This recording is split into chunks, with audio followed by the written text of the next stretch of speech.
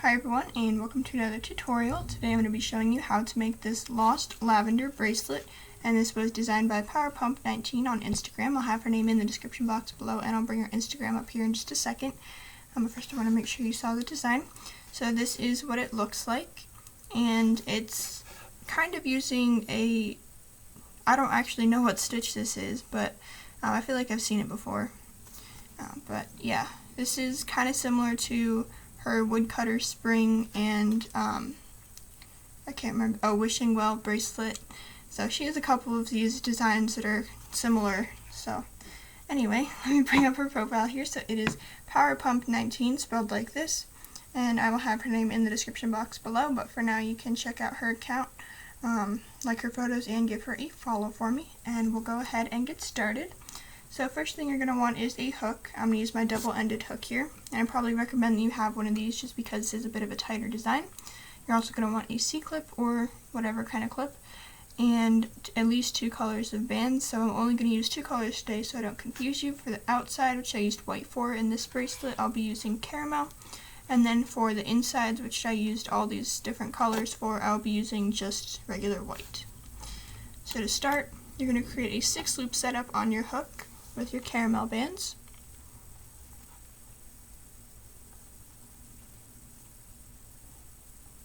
So hopefully you know how to do that. You're just fishtailing 1 band onto each side.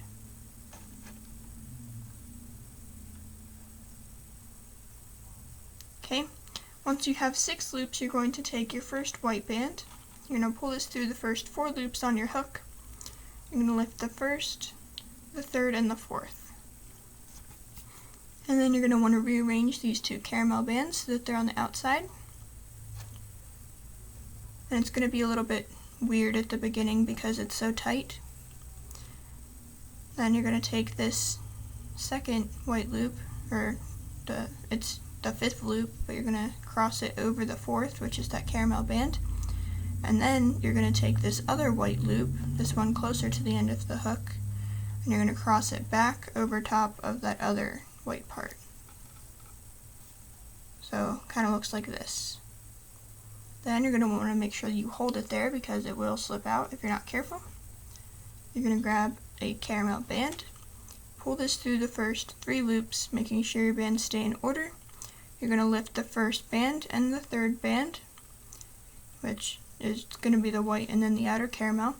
You're going to push this white over the caramel and over the end of the hook, like so. And then if it gets a little bit like twisted, you can always untwist it. And then before we switch around to the other side, you're going to want to take this other white band that's on your hook, move it so that it's in between the 2nd and 3rd caramel bands instead of the 3rd and the 4th. Pretty much just move this up and kind of stick it like so. Now you're going to turn this around to the other side. So now you should have 4 caramel bands on this end closest to the end of your hook, and then you're going to have a white band and then 2 more caramels. Now you're going to take another white band, pull this through the first 4 loops, lift the first, the third, and the 4th. So you're going to drop off that 3rd band, and then rearrange these outer 2 caramel bands so that they're on the outside.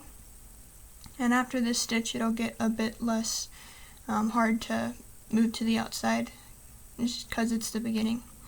But anyway, you're going to take this white band that you just looped on, take the farther loop, move it over top of the caramel, and then take the closer white loop and move it over top of the farther white loop. And this can be a little bit difficult to do on camera, so just bear with me here.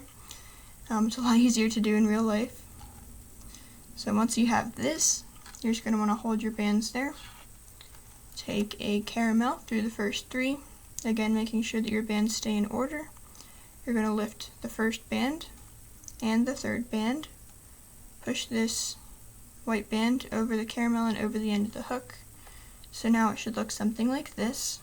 And just like we did before, we're going to take this white band and move it in between the 2nd and 3rd caramel bands here. So usually you can just pop it up and then pull it back down right in between. Turn this around, and now we're going to start the sequence. So you're going to take a white band. This time we're going through the first 5 loops, so it's going to be these 4 caramels and this white band. I'm going to lift the first, the 4th, and the 5th loop. So you're going to just leave those 2 down there. And then move these 2 caramel bands to the outside. Doing just like we did before, you're going to take this white band, move it over top of the caramel, and then take this closer white loop and switch it over the farther white loop. And then just make sure to kind of hold it there so it doesn't slip. Take a caramel band through the first 3 loops. You might want to kind of hold that band all the way until it's over the edge, or over the edge of your hook. You're going to lift the first band and the 3rd band. Push the first band, or push the white band over the caramel and over the end of the hook. You can always tug on it to make it like more neat. And then you're going to move this white band in between the 2nd and 3rd caramel bands. Turn this around. We're going to do the same thing.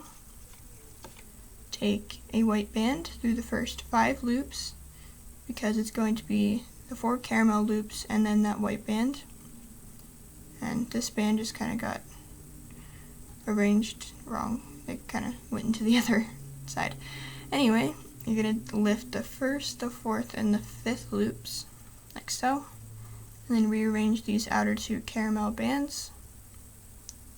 Move this farther white over the caramel. And then take the closer white and move it over top of the farther white. And then kind of split the bands apart so you can hold it easier. Now you're going to take a caramel band through the first 3 loops.